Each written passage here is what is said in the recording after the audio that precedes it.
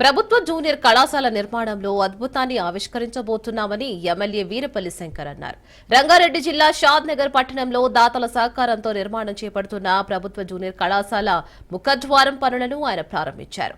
అదేవిధంగా కళాశాల 3వ అంతస్తు నిర్మాణ పనులకు కూడా శంకుస్థాపన చేశారు.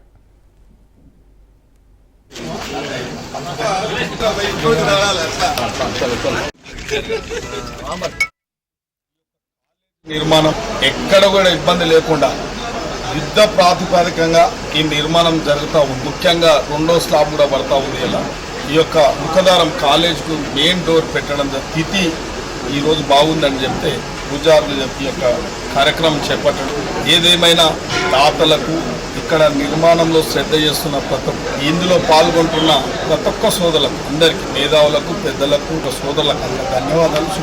ఎక్కడ ఆటంకం లేకుండా, ఎలాంటి దేనికి ఇబ్బంది లేకుండా ఈ యొక్క నిర్మాణం పూర్తిగా నిరంతరం కొనసాగుతూ ఉంది. మేస్త్రీలు కూడా, పనులు కూడా ఎక్కడ ఇబ్బంది పెట్టకుండా ఒక రోజు తెలుగు తీసుకోకుండా కూడా ఈ కార్యక్రమం చేపడుతున్నందుకే ఈ దశకు చేరుకుంది.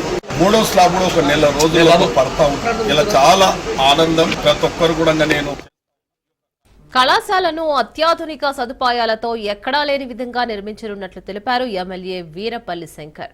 కార్పొరేట్ కళాశాలల స్థాయి సదుపాయాలని విద్యార్థులకు కల్పించబోతున్నామని ఆయన వెల్లడించారు. వీలైనంత వేగంగా కళాశాల నిర్మాణాన్ని పూర్తి చేస్తారని ఈ సందర్భంగా వెల్లడించారు. కళాశాల నిర్మాణానికి దాతల ముందుకు రావడం సంతోషకరమని అన్నారు.